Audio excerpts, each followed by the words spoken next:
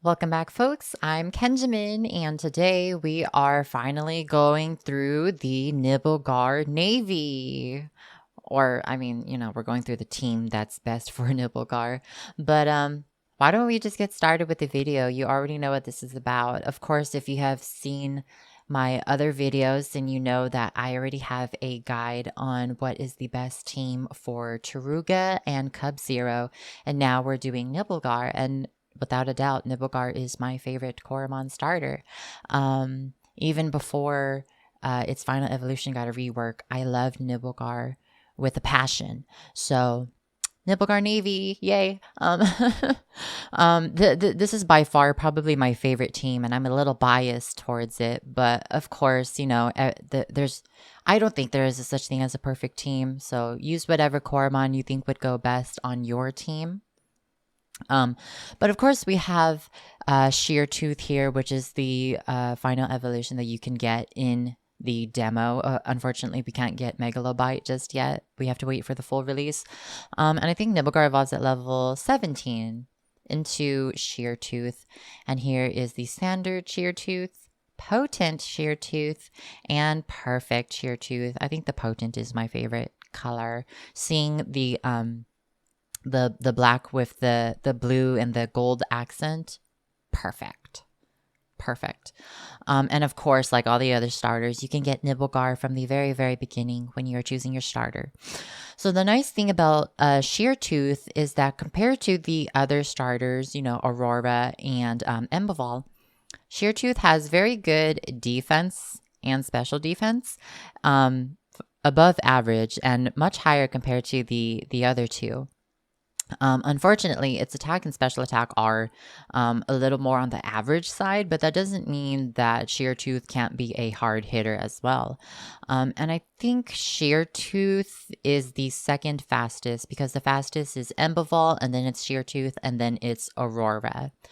And I think in terms of HP, Sheer Tooth is probably in the middle between the two as well, between Aurora and Emboval. So in terms of what stats you should invest in, since Sheer Tooth already has very good defense and special defense, you can keep investing in HP just to make sure that you can tank hits, or you can go for speed and special attack just to make sure that you can also keep up with other Coromon and maximize on your physical attributes as well.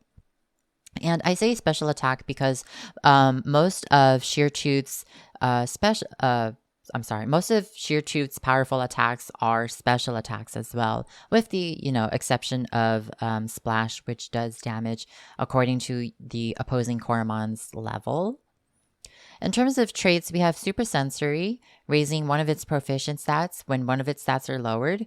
And I forget if it's a fixed stat that gets increased or not. I forget how it works, but I know that I think if you get like your attack lowered, then it like increases your defense or your special defense. So it increases whatever stat is highest on your Nibblegar or Sheer Tooth, I believe. I could be wrong about that. Someone correct me if I am wrong about that.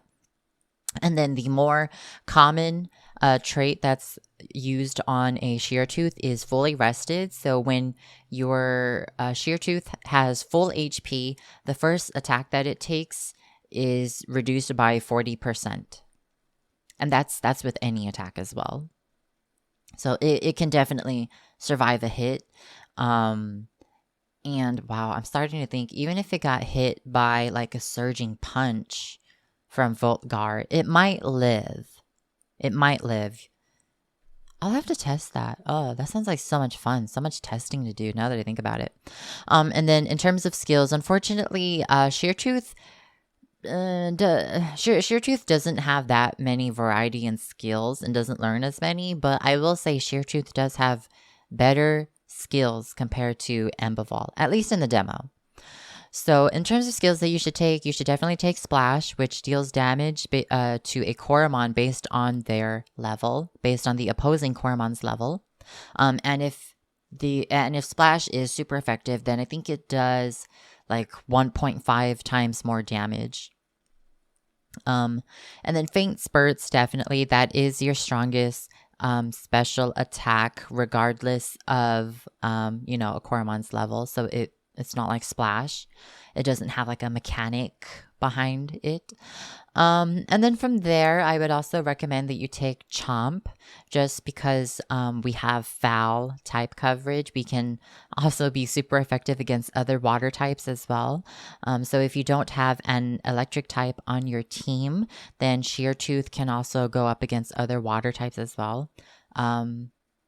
Which is actually probably a good idea, having Sheer Tooth go up against someone like Fiddly, because I hate Fiddlies. I do. I really do, with a passion. And then for the fourth skill, you can take either Mighty Roar or Streamline. I'm kind of mixed about Streamline. I don't find it that useful. I feel like if you have to outspeed a Coromon, then you should just try to take it out in one hit already. Just kill it. So it's entirely up to you, but definitely Splash, Faint Spurts, and Chomp. And then the fourth skill is entirely up to you. And I think that's it for Sheer Tooth. If we're talking about what items to make Sheer Tooth hold, you can never go wrong with an HP restoring fruit, or you can even give it. I don't use fruits very often, so I don't even know what kind of item you would give it. Yeah. All right, so let's move on to my next favorite Coromon, Froshell. Frova is probably my favorite, but Froshell is also very, very good. And Froshell evolves from Frova at level 20. And so here's standard Froshell, potent, and perfect Froshell. I've never found a perfect Frova, unfortunately. Potent is as high as I've gotten. So I've gotten used to the color palette, but I want a perfect so bad. If you have a perfect Frova or Froshell, just know I am very jealous of you. Yes, and then in terms of stats, its stats are like non-existent. It is like it's so below average. When you think of like a Caterpie or like a Metapod or even like a Weedle or Kakuna from Pokemon, it's just its stats are just so bad. It's terrible. Like it can't even survive a hit. Its special attack is the highest stat that it has, that is like kind of decent, but even then you're not going to be like one-shotting any other Coromon unless there's like a tremendous level difference. And by tremendous, I mean like a level 25 Froshell. A level 25 Froshell versus like a level 1 Silquill or something, like that's as good as it's gonna get. That's the only time you're ever gonna one-shot another Coromon with a Froshell. So in terms of stats that you should invest mostly in speed and HP. And that's because you need Froshell to outspeed the enemy Coromon so you can set up some of your mechanics, I've just been using that word a lot, mechanics. You can set up some of your skills to make sure that you can turn the battle into your favor. So there are two skills that you can use. The first one is the one that I prefer, Caffeinated. Coromon has more SP available. So Froshell will just have more SP for it to use. And I think that's very good because a lot of its utility-based skills require quite a bit of SP. And then there's Clean Retreat. This Coromon is healed of all status problems when returned to its spinner. I guess it's very similar to like Natural Cure on Chansey from Pokemon. When it switches out, it is cured of its status ailments, which is kind of good. But then Froshell is just kind of meant to like go in and then do a few things and then like die. It's expected to die. It's not expected to survive more than just one Coromon, But there are different ways that you can build Froshell, and that's why Froshell is my favorite. It's very versatile, even for it just being a demo. Ooh, excuse me. Let me drink some water. But there are two ways you can build Froshell. You can build Froshell to be either very offensive and have multiple types of coverage, or you can build Froshell to be the more utility-based Coromon. And so let's go with the more type coverage first. So we have multiple types of skills here. So we have Wind Blast, which is an air type skill. And it's also Froshell's hardest hitting skill. And if you want to invest in a hard hitting Froshell, then invest in special attack. For your stats, invest in special attack. Otherwise, invest in the utility build. But invest in special attack, and then you'll want Wind Blast. You'll want Clearing Wind, which kind of sounds a little, I don't know, it's a little weird. Clearing Wind, you would think is like an air skill, but it's actually an ice type skill. So we have an air and an ice type skill. And then we also want Drain, which is a magic skill. It's very, very good. And then I guess if you still want to keep it offensive, you can go for Scratch, which is a cut type skill. So right off the bat, you have 4 different types of coverages. You have air, you have ice, you have magic, and you have cut. So Froshell is super effective against electric, ghost, water, and fire. I had like a brain fart there. So you're super effective against like 4 different things, and that's just one Coromon who's super effective against all of that, and that's insane. That's insane, because in the demo you can get Frova. I just pulled a strand of hair. I'm so sad. In the game you can get Frova at the Woodlow Harbor. I think that's the only place you can get Frova, the Woodlow Harbor. But if you don't want to use Scratch, then I recommend you use like Hypno Wave or Frost Web. And so you could still go, Wind Blast, Clearing Wind, Frost Web, and then Hypno Wave. Oh, did I say Frostweb? Yeah, I meant Wind Blast, Clearing Wind, Drain, and then either Scratch, Hypno Wave, or Frostweb. It's entirely up to you. That's for the offensive build. And then for the trait, I still recommend Caffeinated. If you're going for the utility build, still use Caffeinated as your trait. But then for skills, I recommend that you take Wind Blast and Clearing Wind, so you have at least 2 different skills. I forgot to mention Clearing Wind actually has another effect to it, and let me double check what it is. So it removes weather conditions active in battle, and by weather conditions I mean it will remove, I think, rain, and that's about it. Like that's as far as I know that it will remove. It won't remove Twilight. I've tried it in battle. It won't remove Twilight. And I mean, I tried that a few patches ago, so I don't know if it's like up to date, if it will clear Twilight in the latest patch. I'm not sure about that. If it does, somebody let me know. But it does clear rain. I've tested it. And that was in the previous patch too. You're probably wondering, how are you testing it in the rain? Well, it's because in the past, the storyline was different. So we could battle in the rain. We only had like one battle in the rain, and it was a it was a battle right before going into the Thunderous Cave. And yes, you could clear the rain with Clearing Wind. So that's why you use Clearing Wind as well. It can clear weather effects. So very utility based as well. So Wind Blast, Clearing Wind, and then I recommend Frost Web and Hypno Wave. Frost Web will reduce a Coromon's speed stat by 1 stage, I think. Oh, 2 stages. And it has a chance of freezing them as well. 20% chance of freezing, apparently. And then Hypno Wave. Hypno Wave will make a Coromon fall asleep, but it has 80% accuracy, unfortunately, so it's not always going to hit, but it has a chance of hitting. And then if you're going to invest in a utility-based Froshell, then I recommend investing mostly in speed and then HP as well. So I recommend like 2 points in speed, 1 point in HP for each like level that you get for your potential.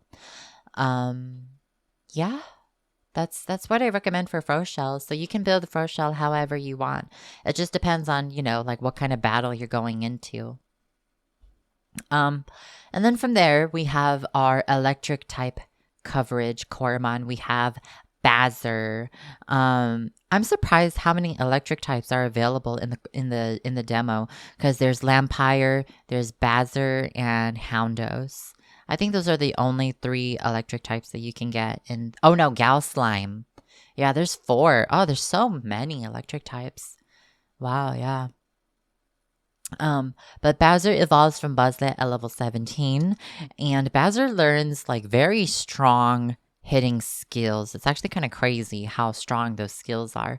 So this is standard Bowser, and then this is potent, and then perfect. I think the potent is probably my favorite. I like the contrast in the colors. The standard, it's pretty nice, but it feels a little, it feels like it's missing something. And then the perfect is nice, but I'm not a huge fan of purple.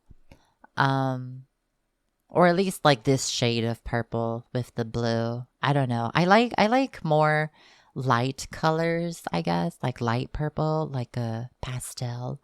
But this is like ooh, beautiful, perfect. And then where you can catch Buzzlet, I forget where you can catch Buzzlet. Thunderous Cave, Woodlow Forest, and Woodlow Harbor. So I know Woodlow Harbor, but then I was kind of brain farting on everything else.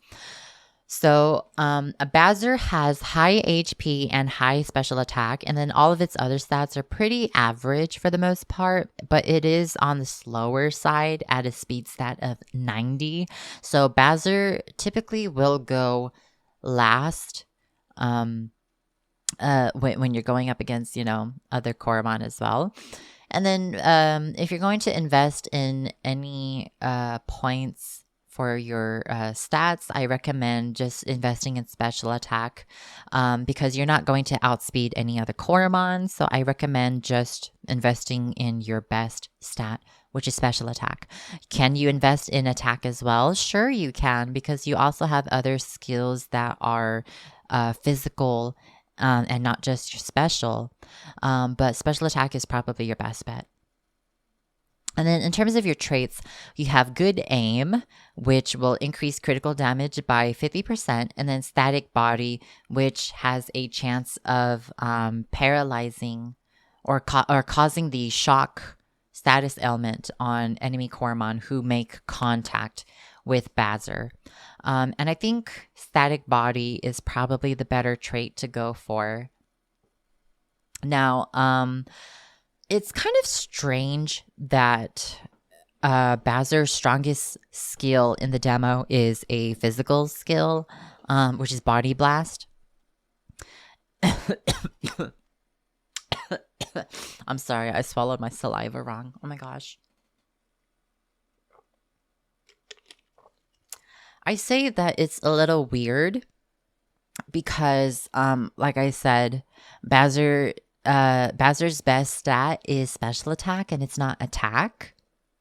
But, Body Blast being 100 attack power, I mean, it's pretty good, And just so you know, static body will only, I'm going back to static body. Static body, its trait will only, it will only proc or process if the attacker, the enemy Coromon, attacks you, the Bazzer. So it's not like you can attack with a physical attack and then, paralyze or anything. I think that'd be a little overkill. So keep that in mind. So for skills, I recommend Body Blast, of course, for the heavy, which is super effective against ice types. And then Lightning Strike, of course, which you learn at level 9. That's like the ultimate electric skill that you're going to be using the entire time. And it's a special skill. And Lightning Strike will also reduce the opposing Coromon's SP slowly, And I think, how much does it reduce it by? 3 points. 3 points. So very good skill to use. So Body Blast, Lightning Strike, and then you can use Taser and I guess Electrify. Taser is going to successfully cause the shock status ailment. So if you can't proc static body, then just use Taser. And then Electrify, what does this one do? Connects by 1.5. Stack twice for a 2.25. Attempting to charge the Coromon more than twice will result in the skill having no effect. Yeah, okay, so it looks like Electrify will just boost the damage that an electric type skill will do. And so the first time you use it, it increases your damage by 1.5 times. And then if you use it twice, it increases it by 2.25 times. So probably take Electrify if you can tank a few hits. So Body Blast, Lightning Strike, Taser, and Electrify. Toughen Up and Slam, you don't even need to use them. Actually, yeah. I think that's good enough. Bazzer is basically like a one-trick Coromon. There's only like one real correct way to use it, at least in the demo, because we don't know what's in store for Bazzer in the full release just yet.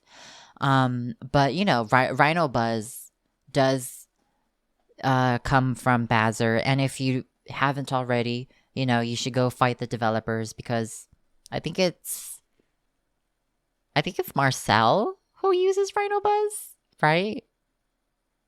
Yeah, is it Marcel? Marcel uses Rhino Buzz, I think. So these next two Coromon we have seen in just about every single guide video that I've made so far. Slitherpin and Digmaw, but we're gonna go through Slitherpin, of course. And I think I've done this like for 2 videos. This is like the 3rd video now. Of course, if you've seen those videos, then you know that I really like the potent Slitherpin, and you can get Slitherpin in the Woodlow Forest or the Woodlow Harbor, so you can get it really early. So I'm just going to go through this really quickly because I've gone through this so many times. In terms of stats, I think you should invest mostly in either speed and attack or just go full physical attack. Don't invest very much in special attack if you are going to invest in special attack, because its physical attack is going to be its best stat. In terms of traits, you can choose either Good Aim, which increases critical hit damage by 50%, or Molter, giving you 30% chance to cure status problems. It's entirely up to you which one you choose. I'm not really sure which one I would choose. I think if I had to choose, I would choose Good Aim. But again, it's entirely up to you. In terms of skills, I recommend Poison Chomp, Drain, Constrict, and Epiphany. And if you want to know why, I recommend just watching my other videos as well. Yeah. And then, of course, we have Digmaw, which evolves from Moffle at level 17. And then Moffle you can get in Hayville Village, Woodlow Forest, Woodlow Harbor, and the Thunderous Cave.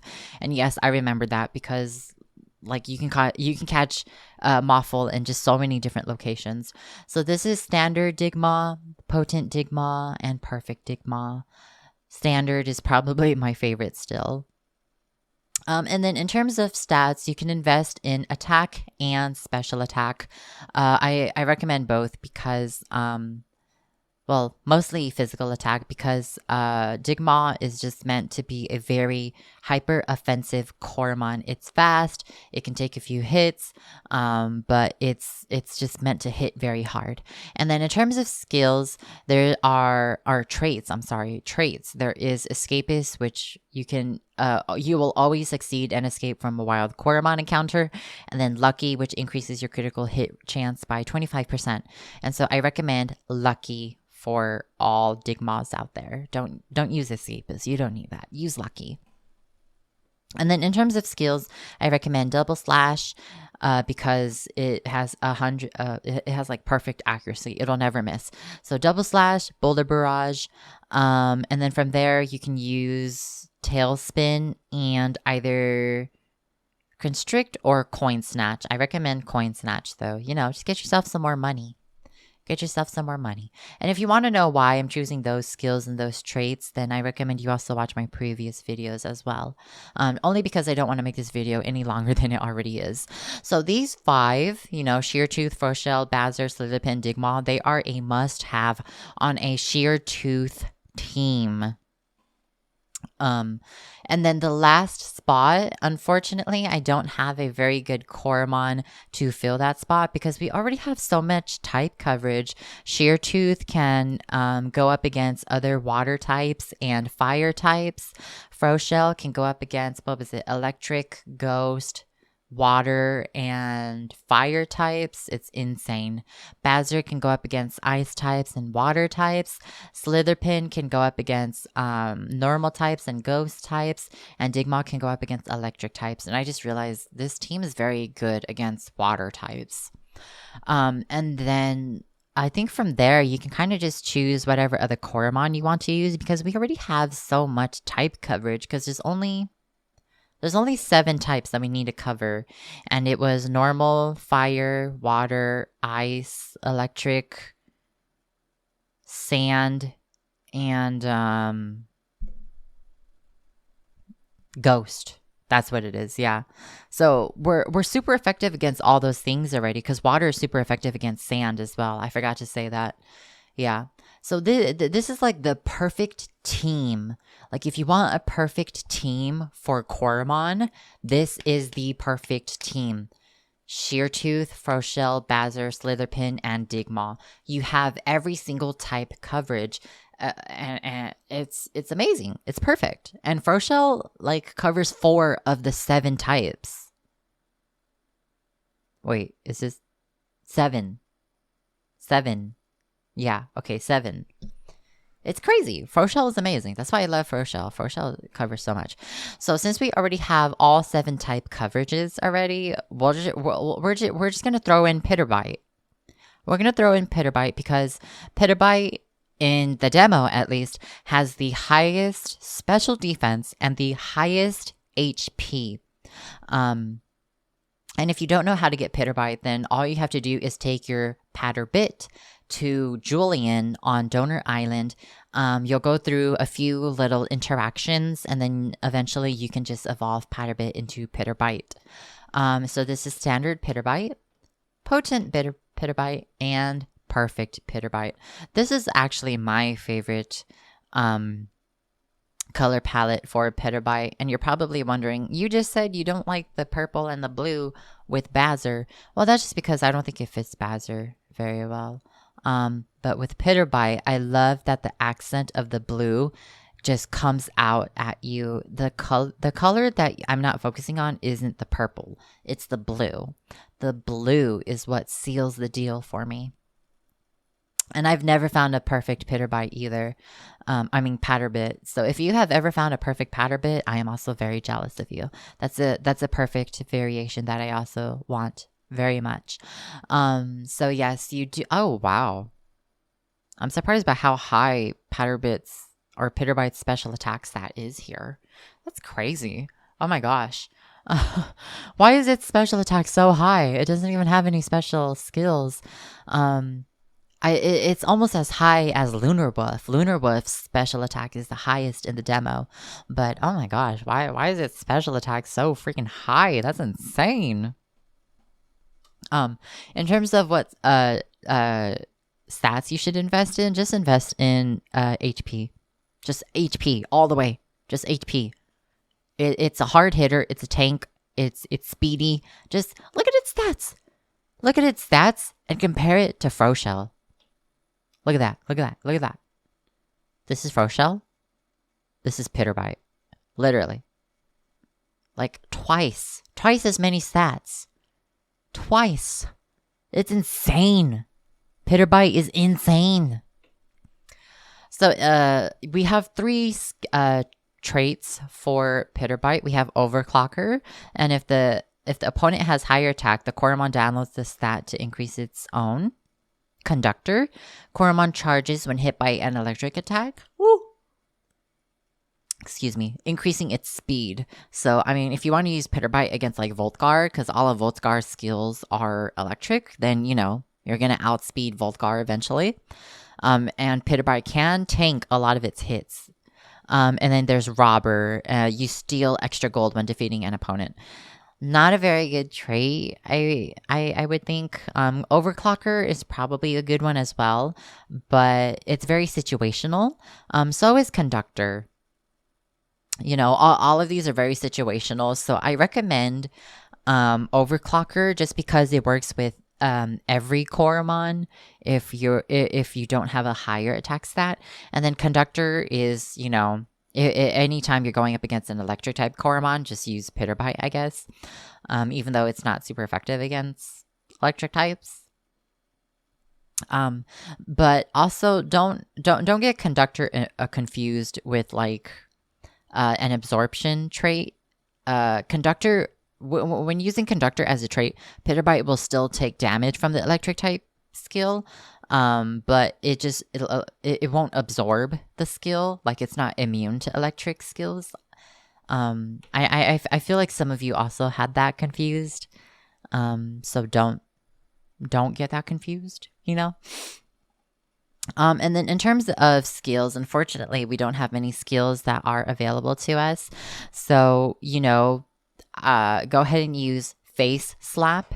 Face Slap, I think, confuses a Coromon. Propeller Punch will knock down a Coromon. Feelers is like a must. Feelers will increase the damage that is dealt to a Coromon. Yeah, the next skill that is used on a target will be increased by 2.5 times. So Face Slap, Propeller Punch, and Feelers. The next one, you can choose whatever you want to use. You can use Slam or Factory Reset. Factory Reset basically just returns all stat changes back to default, like to 0. So if you have like +3 stages in speed and you use Factory Reset, it's going to reset it back to 0.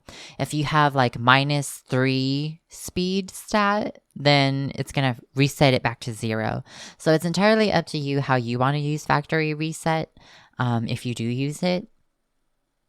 Yeah, so just be aware of that. All negatives and positives will just be reset. And that's basically it for Pitterbite. And that's it for this team, really, because the first 5 cover basically all the type advantages that you need. It's pretty straightforward, you know. It's a very good team, very good composition. You know, you have your hard hitters, you have your tanks, you have your ooh, I'm so gassy, I'm sorry. You have your utility-based Coromon, you have your speedy boys, you have your slow ones. I want to say this team is actually a little on the slow side. Unfortunately, not everyone is super duper fast, with the exception of like Digmaw, but that's about it, and maybe Sheartooth. But yeah, that's basically going to be it for this team. I hope that you found this very resourceful and very insightful. If you have any comments or questions, you know, let me know in the comment section. And if you agree or disagree, or if you want to change out any of these Coromon for other Coromon, let me know what you think is the perfect team for Sheartooth. I would love to hear all of your opinions, but without further ado, that's all we have for this video. Thank you all so much for tuning in, and I'll see you in the next video. Bye!